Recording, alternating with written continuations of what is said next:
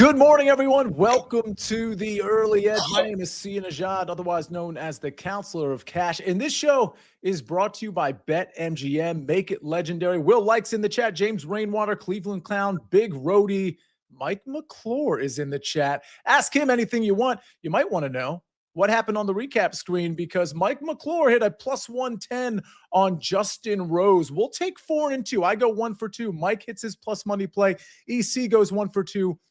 And Larry Hartstein, on the thinnest of margins, hits Northern Iowa plus 5.5 at minus 114. A decent bounce back from a pretty bad recap screen a couple of days ago. But let's try to bounce back even further, even harder on Big Pick Energy Friday.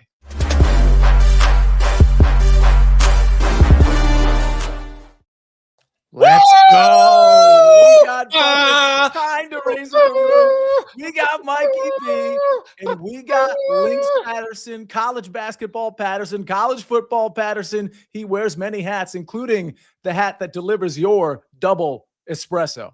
Good morning, Sia. Good morning, Buckets. Good morning, Mikey B. Good morning, Ben. Good morning, Early Edge fam. I hear you out there. You talk about how you need to recharge, right? Oh, you got not as many sports as you used to. You got to recharge. Well, I'm here with that battery to get in your bag to get you ready to go.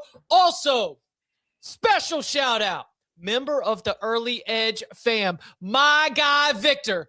Sia, Mikey B, Buckets. I don't know if you heard me over the course of the last month or so, but your boy had a little cough. Your boy had a little just a little sickness that I was dealing with. Victor at my doctor's office, he's checking me in, and he says, "Wait a second, you wouldn't happen to be the Chip Patterson from Early Edge, right?" Victor got me right, boys. Chest is feeling better, ready to rock and roll. So shout out to you, Victor, from the Early Edge fam. Always fun to run into people in the wilderness, even when I'm at my lowest at the doctor's office. So he helped lift me up. I want to lift him up as well. Shout out to Victor. Shout out to Victor. That's a really cool story. I love when stuff like that happens. It's not often. Liddy in the chat, Steve Folkerts, Ray Brown, Jay Long, Gus Dawson is in here, Aaron Bailey. Buckets, how we feeling today?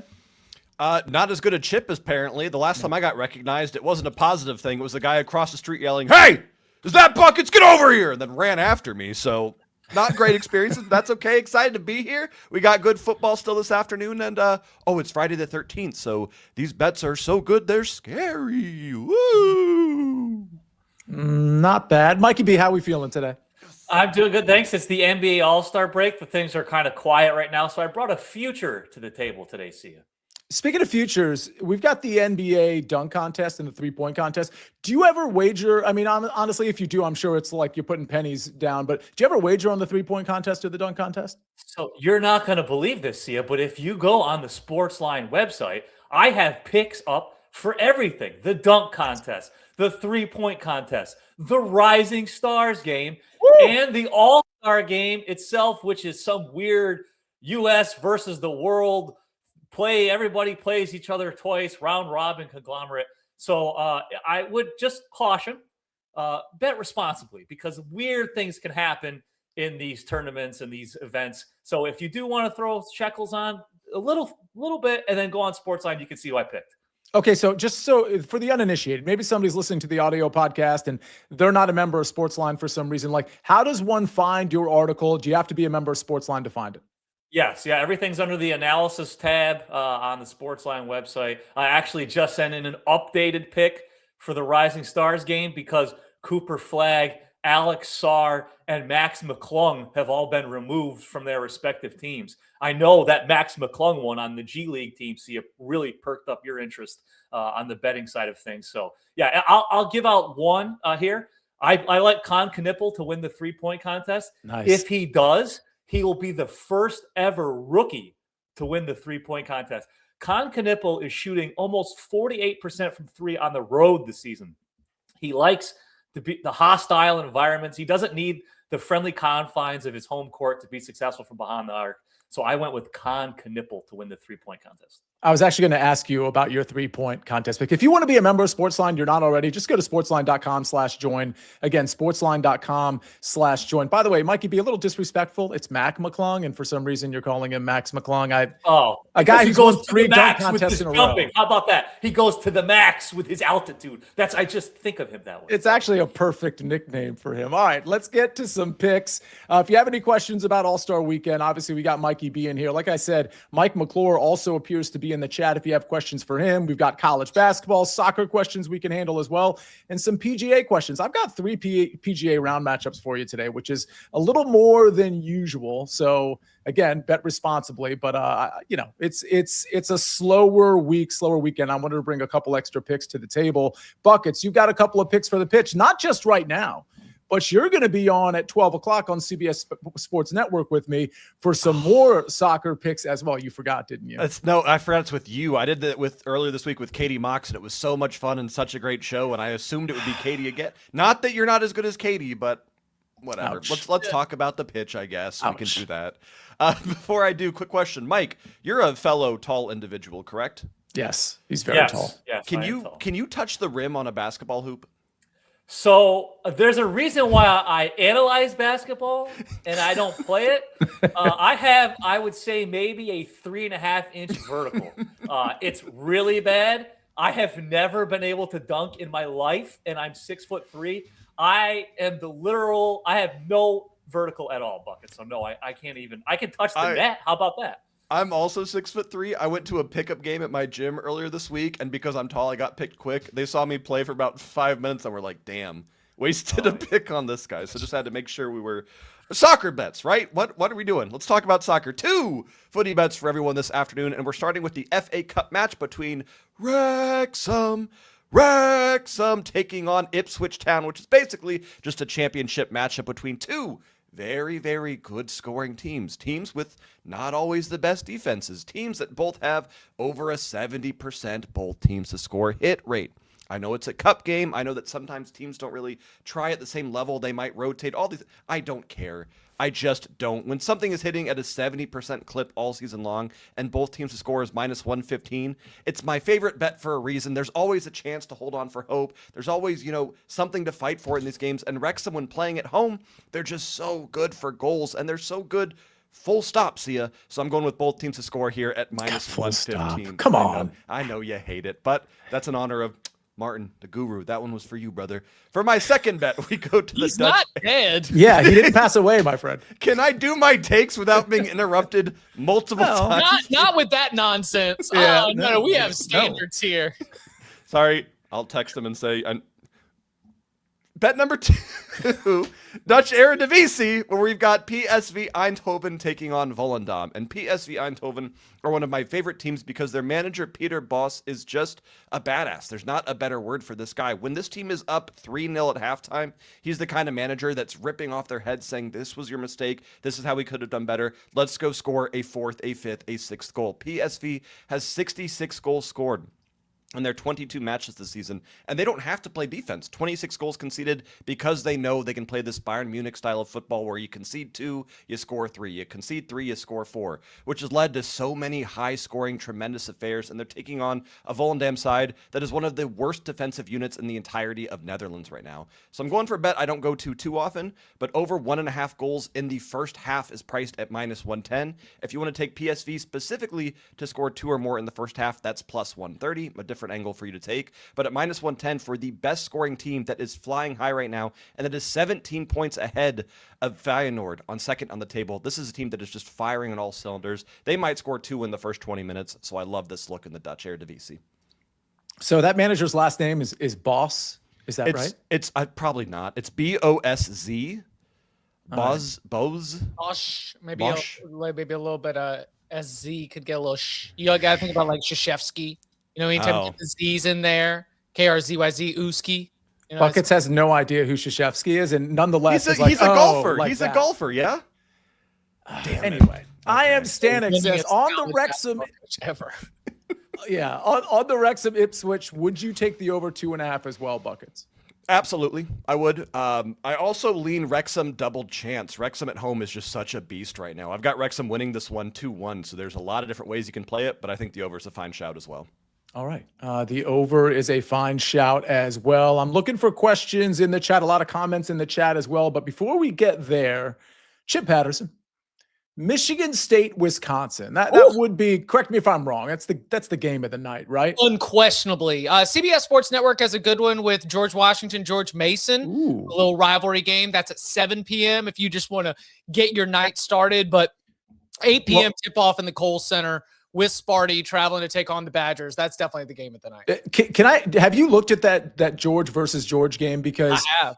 I think Mason's a really good team. Do they have some injury issues that they're dealing with? Do you know? Sputtering. I mean, just absolutely like skidding off the tracks right now. I mean, it's just kind of the performance. I believe it was against Richmond last time out was just like a little unsettling, kind of bad. It's just not the form over the last 3-4 games. They've lost 2 out of their last 3. Form has kind of been trailing off. So yeah, I was looking at George Washington. I was like, who's going to let George Washington be a 2.5, 3.5 point favorite? But at the same time, both of them seem untrustworthy. See, I did grind on it for a little bit trying to find it because it's a fun game. The first game was won by George Mason 69-64 about a month ago. So, are you going to get the revenge angle? Maybe that's why they're favored, but big one. I mean, just big one, fun one. I just don't have an edge on it. Before you get to Michigan State, Wisconsin, that is a great game for CBS Sports Network. Maybe I'll take a look and put a fun sprinkle on that later on. And if you have opinions on that game in the chat, again, GW Lang 2.5, let us know. But more importantly, before you give out your Michigan State, Wisconsin pick, your favorite George, put it in the chat. Favorite George or the most famous George, however you want to spin that. We got George Mason, we got George Washington. Favorite George in the chat or the YouTube comments. All right, Michigan State, Wisconsin. What's the play, Chip? All right, so another game that I was just grinding on in the lab. So fun because Michigan State, one of the best teams in the Big Ten, one of the best defensive teams in the entire country. Last time we saw them, an epic overtime win against Illinois. That was on Saturday. Last time we saw Wisconsin, they were trailing by 12 against Illinois. Storm back, epic overtime win. This might be the first time all season that two teams are playing directly after overtime wins against the same team. I Chip stats and research couldn't have enough time to dig in on this because all I had was research to be able to get you set. Because as we're looking at the tiny line, I could see Michigan State being able to be the better team, which I absolutely agree. They are the better team. Maybe Wisconsin, after playing 2 overtime games in 7 days, maybe that's the spot where Sparty comes in and strips it away from him. However, maybe Sparty's a little rusty and you're going in to play a Badgers team that's absolutely buzzing. And that's why I finally found my edge. I finally found my angle. It is with 2 of my favorite words, game script. Because as I look at the way these two teams match up against each other, you've got a point guard in Jeremy Fears, who I think is going to be able to get whatever he wants against the perimeter defense against Wisconsin. Because while Wisconsin stormed all the way back for that big win against Illinois, they didn't really address any of my concerns about their interior defense, their perimeter defense. This is a Badgers team that I think really can be had. We saw Keaton Wagler just dice right through, be able to get to the rim, be able to get to his spots. I think Jeremy Fears will have the same kind of success and be able to give Michigan State some scoring. At the same time, if there is going to be a little bit of sluggishness or a little bit of rustiness for Michigan State, it might be in that pick and roll defense where you've just got to be 100% focused and locked in, because the way that Nick Boyd and Blackwell are running that 2-man game, they've got Rapp back in the lineup. Wisconsin's offense is just absolutely, clicking at a high level. So as Wisconsin's got the confidence and as that offense is rolling, the defense still I am concerned about. I think Jeremy Fears Jr., much like Keaton Wagler, ends up having a massive game.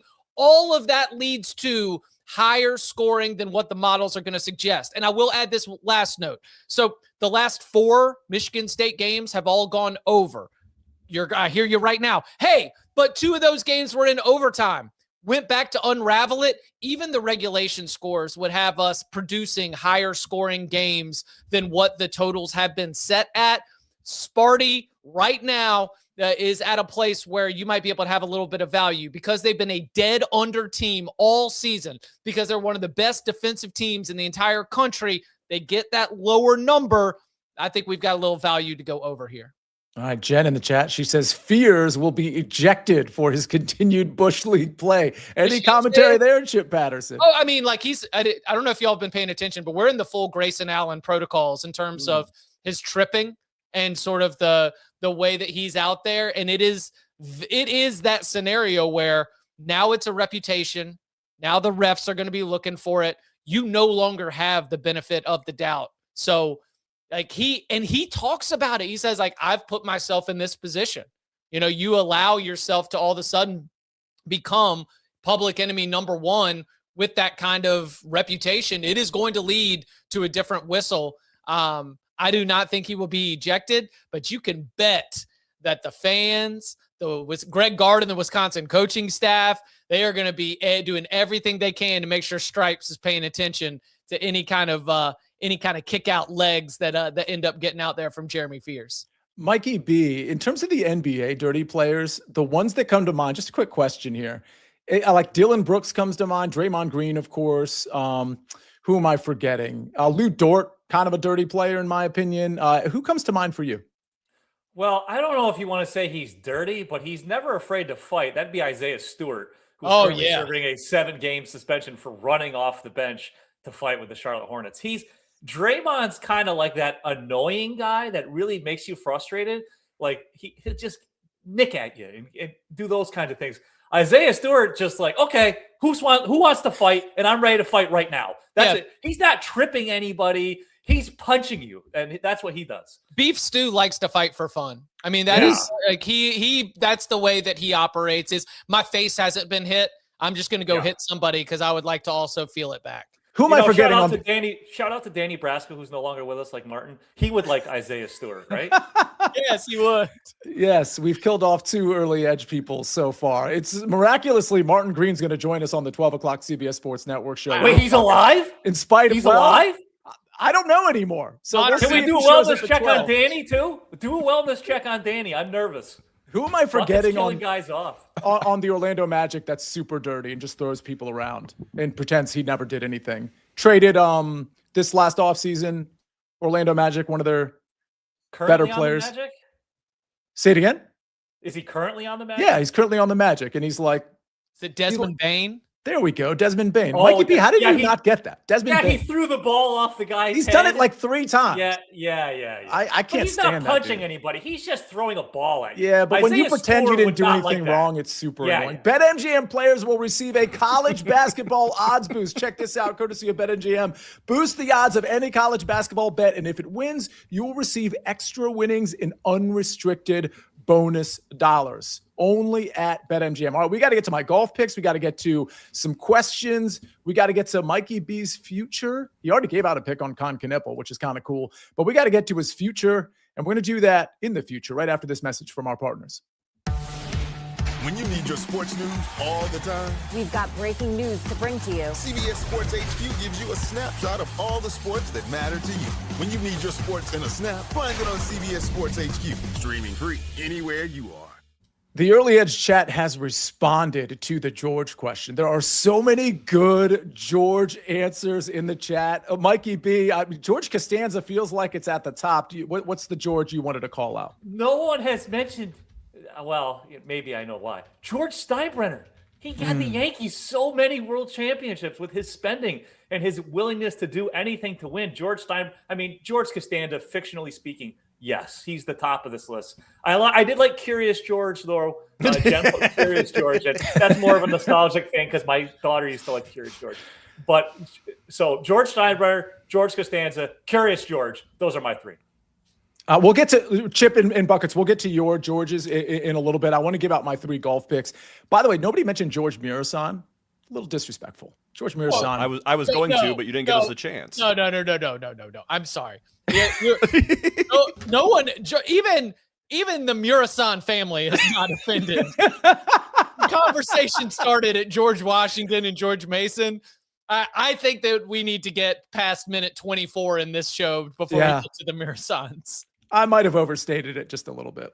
Okay. Round two balls. You can get these pretty much everywhere. I mean, the thing is with these signature events, you're not getting 3 balls in the first 2 rounds because they're going out in, at least this week, especially with the pro-am nature of this, you're going out in 2s. And the reason I bring that obvious point up is because you don't necessarily get the plethora of picks you would with a normal event where I can go to 3 balls, I can go to 3-ball matchups.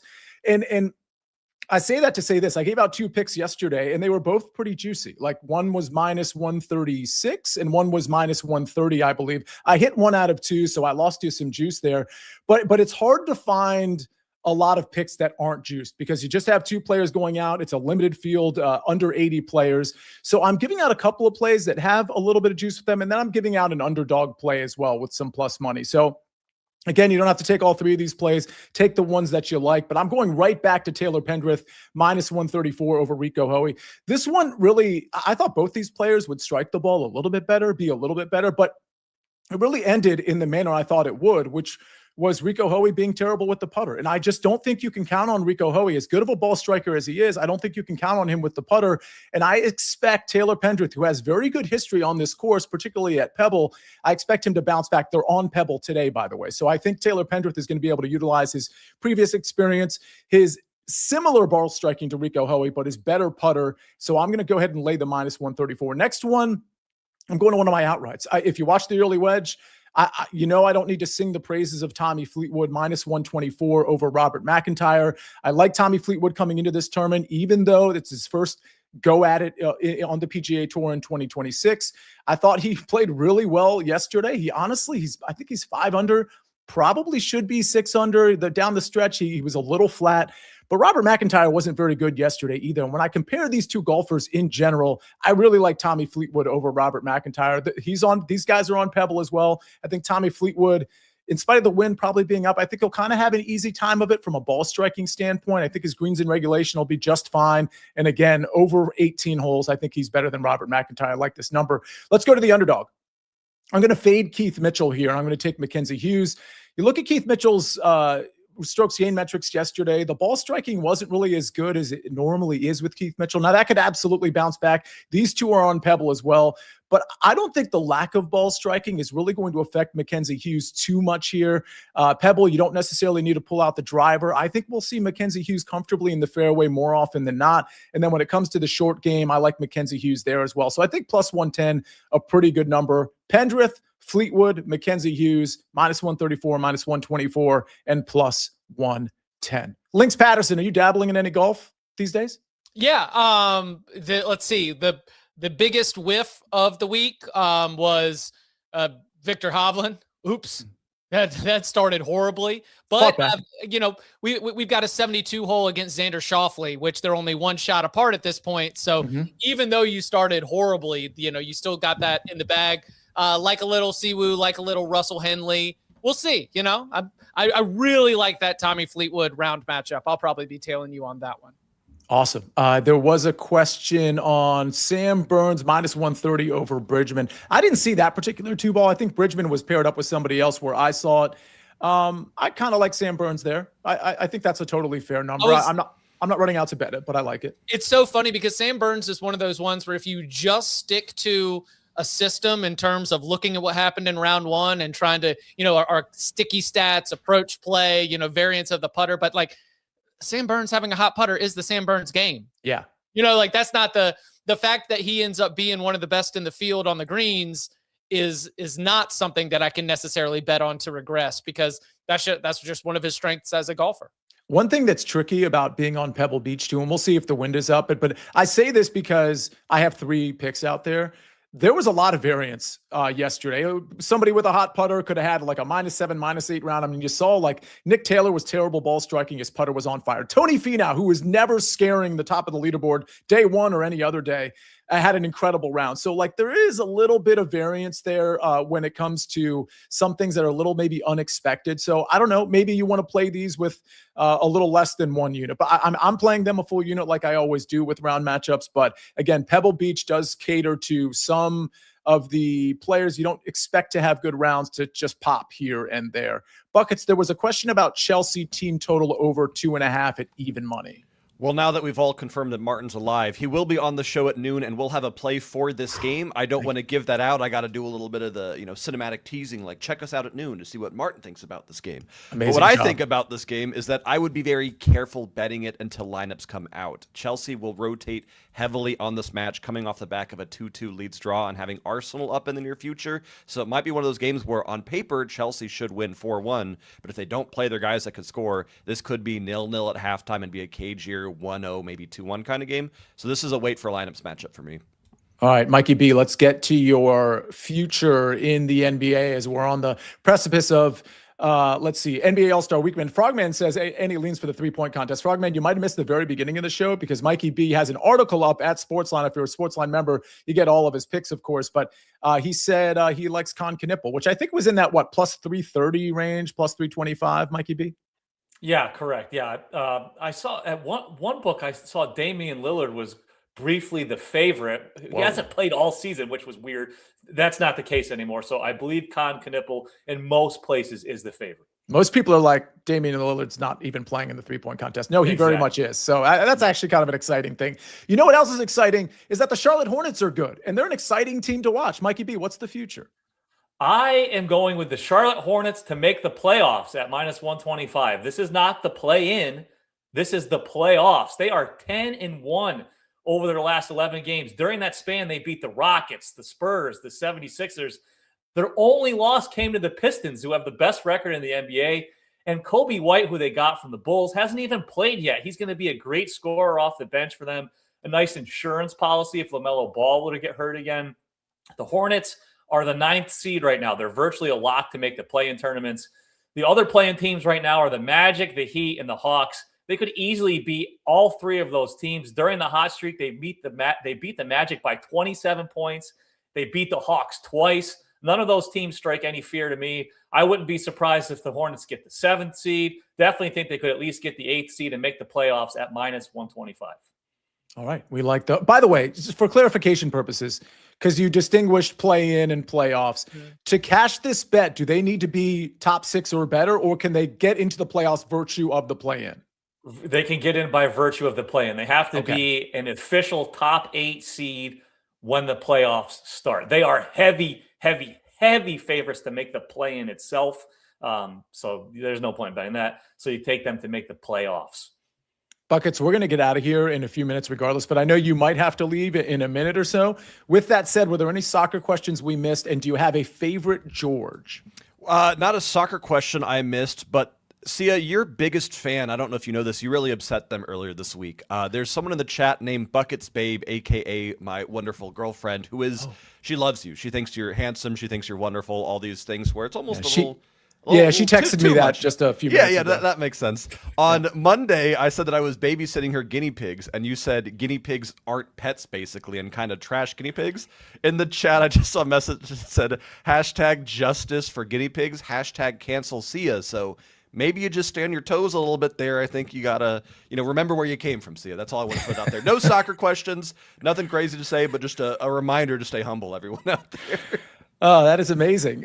Chip Patterson, did you see any college basketball questions that you needed to address? And do you have a most favorite George? Okay. Let's do the George first, because then that's probably a little bit less consequential.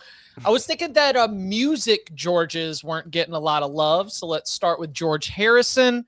And where is it? Here we go. Let's also include George Clinton in that one as well. By the way, George Clinton's autobiography is wild. Would recommend to anybody who wants to read it. It's called Brothers Be Like George, Ain't That Funkin' Kind of Hard on You? His tales from his musical career, absolutely fascinating. So George Harrison and George Clinton would be what I would add. Yes, I did. Question about the Tennessee Vols. It sounds like we've got some members of the Early Edge fam that are going to be headed to Knoxville for the game. Tennessee is going to be playing against LSU. And what I would say is the spread's going to be we'll get lines a little bit later today. The spread's going to be a little bit big. I don't love at this point in the season laying really big numbers. LSU, though, might be a dead team walking. That is an if not when it comes to a coaching change. So if I was to recommend something here, I think it would probably be to just go ahead and lay the points, or you take LSU team total under, and you just rely on that Tennessee defense to kind of choke the life out of them.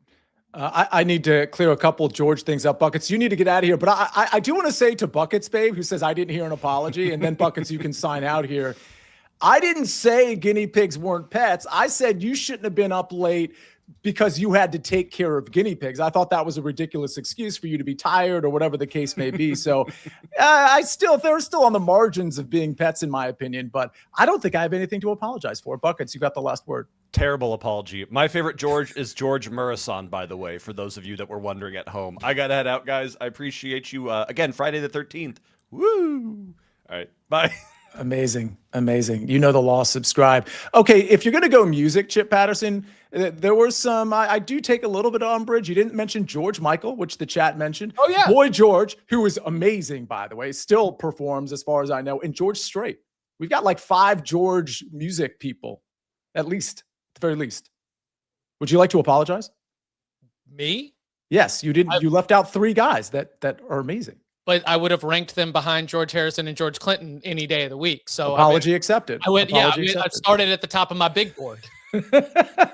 Mikey B, any final word before we get to the recap screen?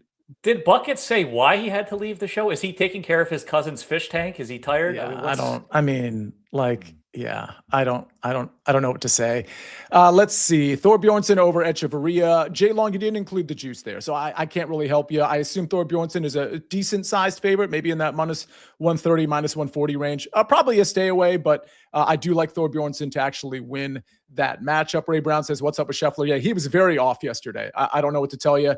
The approach play was bad. The putter wasn't very good either. Just across the board, he was off, but I expect him to bounce back over the next 3 days. Chip, go ahead. I don't know. It's a very funny bit to just act like the Scotty Scheffler era is over. Yes, like got her up as Scheffler now. Yeah. Like, I'm sorry. What was your favorite memory of the Scotty Scheffler era? Yeah, but it is interesting. I mean, this is just a very, very small sample size, but he's had some rough starts, you know? Yeah. We'll see.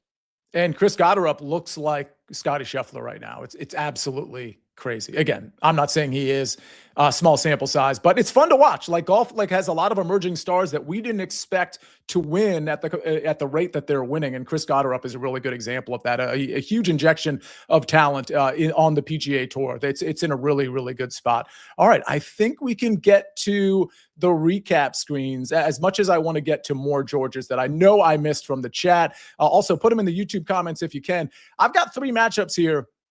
Round 2 balls. You can find this, I think, at every major book. Taylor Pendrith minus 134 over Rico Hoey. Tommy Fleetwood minus 124 over Robert McIntyre. Mackenzie Hughes plus 110 over Keith Mitchell. Then we go to buckets. Wrexham versus Ipswich Town. Both teams to score minus 115. And Volendam versus PSV over 1.5 goals first half minus 110. I will tell you that on CBS Sports Network, we are kicking that 12 o'clock show off with soccer with me, Martin Green, and Bucket. So a lot more coming your way soccer-wise on CBS Sports Network at 12. Chip Patterson says Michigan State, Wisconsin over 145.5 at minus 110. Mikey B's got a future. Charlotte Hornets to make the playoffs. Yes, minus 125. That's just a fun team to root for, and therefore a fun future to bet. George Clooney, says Jen. A lot of good ones in the chat. Thanks for everybody's participation. Cleveland Clown says, everyone have a good day and a great weekend. George Orwell, another good one. We got a reader in the chat. That's Jen again. Seminole backing up Curious George. What a great show. Mikey B, thank you. Ben, thank you on the 1s and 2s and 3s and 4s. Chip Patterson, thank you. Thank you to Buckets, and thanks to guinea pigs out there everywhere. And all the Georges. Chip Patterson, you want to play the Buckets role real quick? Mikey, you know the law. Subscribe. We rest our